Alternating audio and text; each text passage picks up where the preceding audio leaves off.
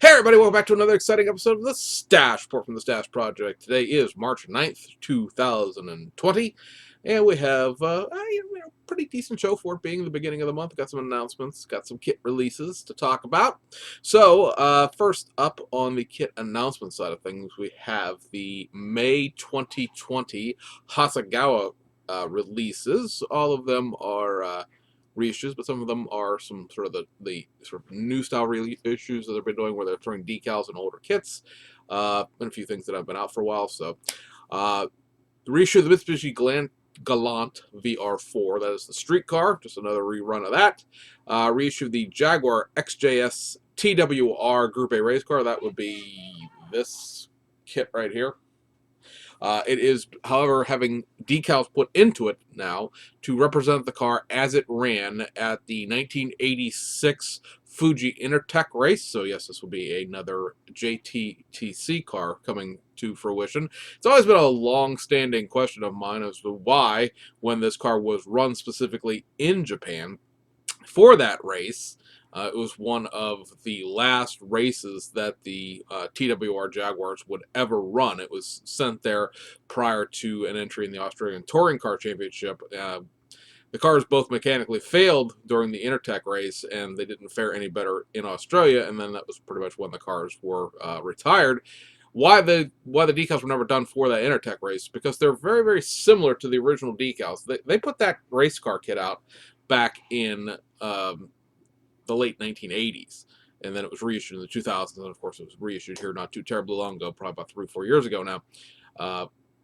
There was only one way to get decals to run the Intertech race, and that was a set, sort of a combination set done by Autocolor, which is actually owned by the same folks that run BMAX and Nunu, that represented the 1984 500 kilometers of Donington, I think it is, the Gia Macau race that it ran in 1985 with the JPS livery, and then it also had the 86 Intertech race on it. So they're adding those Intertech race decals into it for both team cars from the looks of it. So that is going to get a reissue. They're going to reissue their Porsche 962C kit for the 1986 World Sports Car Prototype Series. It will be the Rothmans livery, although I do not expect there to be a Rothmans livery in it, because again, what Hasegawa has been doing recently to sort of get around the tobacco livery on these Group C race cars is to release the car as it ran at either Suzuka or Fuji, depending, because I think both of those places were still on the World Sports Car Prototype Series run at the time. I know Suzuka was for sure. And in the 1980s, they didn't run the tobacco liveries in Japan for whatever reason. So there are actually still available, because I looked around, decal sheets from, I want to say, MSM Creations. I think there's one from Decal Pool.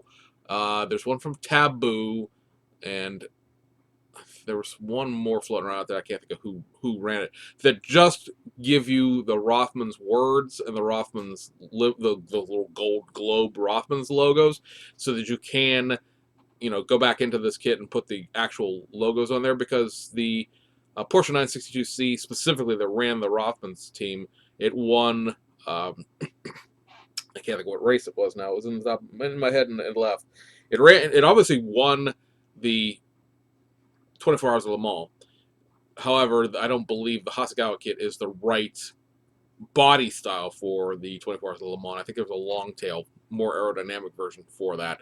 I know Studio 27 did a multimedia resin kit of that, but I don't believe either of the two kits is technically correct for the 24 Hours of Le Mans.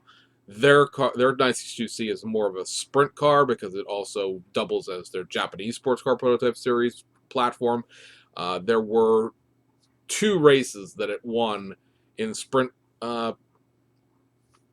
livery. One didn't use the tobacco livery and one did. So the options are there that you could build it without the tobacco livery and still have it be technically correct, if you care about replicating a podium winning car as opposed to something else. Also on the reissue train here, we got the 1991 Japanese sports car prototype series Trident Playshore 767B. Now on the other channel, You're going to see that I bought that kit for about $10 from Japan the other day because it was one of the only 767s that hasn't been reissued.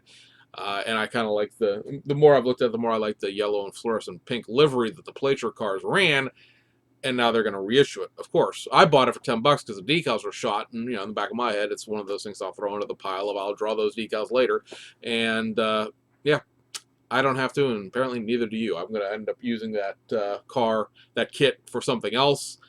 There are three different 767B liveries floating around now. Studio 27 just did the 1989, I think, 24 Hours of Le Mans cars, the ones that finished after the Charge, the orange and green checkerboard livery. They ran 3 team cars that year. They created decals for the other 2, and then there's a set of decals, I believe, that are supposed to come out in April of another Japanese sports car prototype series livery for the Fuji race. So there's a couple of liveries floating around out there that I can repurpose for this kit that I have that I technically don't need because, like I said, the decals are trash, and I'm not going to redraw them if I can just throw another $25 into the wind and get a new set of decals. And then last but not least, they're going to reissue their Lancia 037 rally car in the 1983 Rally Esmeralda, or Rally Esmeralda. It's an Italian island, I guess, from looks of Wikipedia, and it was a stop on the European Rally Championship, and the car placed 3rd. So another Lancia for you folks out there who are into your rally cars. There's one tease of an upcoming product from Salvino's JR, and that is going to be their release of their modified Chevy Monte Carlo. Now, this is not the old Monte Carlo. This is not the one they made themselves. This is the Monte Carlo that they got through buying the monogram tooling. They've created a new, what they're calling flat nose grill piece to it, and that will replicate Monte Carlos from the early 1980s. And this case is going to be Bobby Allison's Gatorade car. Excuse me. Apparently my voice has decided to leave me. And at any rate, they expect this car to be shipped by the beginning of April. So that'll be basically the same kit it's always been from Monogram with a new sort of front nose clip piece. So it's an option out there for you guys on the vintage NASCAR circuits. And we take a look at kit releases for this month. There's most of it's Japanese. One domestic release, and it is this. The other Salvino's kit that we've been waiting on, well, some people have been waiting on. I personally particularly haven't been, but, whatever, we've been waiting on. And that is the 1983 Pontiac Grand Prix Richard Petty car from Talladega that has this Texas Jeans STP livery that has never been produced in a kit before. So that kit is out there and available for you guys who are interested in that. It is strictly the Monogram 124 scale kit with some new decals. Nothing else has been done to the kit. If you guys are following Salvino's, then you know that there is a 2+2 body style that they're doing that is going to be coming out, I believe, in May. Although if you go through Mike's decals, he's getting a set of blank ones that have no livery in them. It's just going to be a white box, a la some of the Hobby Heaven and whatnot releases of these kits in the past. I believe he said he's going to have those by the end of March, probably. And I think there are 6 or 7 or possibly 8 liveries he has for sale that will fit the 2+2. I think that you're going to get a May, well, not I think, but you're going to get a May release of it in terms of the Salvino's JR boxing, because they've got to organize licensing for whoever's car they decide to replicate. But that will be coming shortly, so that's going to be the guts, the internals, and all that stuff will be the Monogram kit, and it's just going to have a new body for it. So something else out there to watch for. So overseas to Japan, there were a couple of Aoshima reissues and one from Hasegawa. So the Hasegawa kit is this. It is their version of the Toyota Celica Turbo 4-wheel drive in the 1992 Safari Rally winning livery. This car does have a Marlboro sponsorship to it, which is not included in the decals. There are no Marlboro livery in this decals. I believe there are a couple of sets of filler decals out there, again, that'll sort of fit a lot of these late 80s, early 90s Marlboro sponsored cars, because this one you're really only replacing Marlboro liveries. It doesn't have door placards. Ironically, the this rally in 1992 was sponsored by Martini, as in the Martini and Rossi Alcohol Company. Those things, which you can see on the box art there on the door placards, those are included, because somehow champagne is, I guess, too high class for children, so that's okay to put on things. But cigarettes, which they also can't buy, is too lowbrow and easily acquired, and so that might be damaging to the children. Again, there is a livery set for the 1992 Monte Carlo that Hobby Design just did. I'm not sure it's in stock anywhere at this point. Those decals seem to sell pretty fast. But it's basically this exact same livery with a different set of door placards. So if you needed to source basically an entire livery just to get the Marlboro decals, that's possible. The Hobby Design decals are only like $10, which is probably about what it would cost you to get a set of Taboo or something replacement graphics for just the Marlboro words. So keep that in mind if you're out there, if you want to do that. It did run the Marlboro livery in this rally. This has just got a photoshopped effect to it. It is not a situation where, oh, it ran in Japan that way. No, it had the cigarette livery. So that'll take us over to Aoshima, for which there are 3 kits and a wheel set out there. These are all just shelf stock fillers. 1991 Nissan Silvia Diamond package. This lets you build all levels of the 91 Silvia. Also lets you build the 89 Silvia, because the early generation of the S13 parts are included in this. So that's back out there. Then you have the reissue of the 1991 Crown Majesta. This is pretty much just a curbside,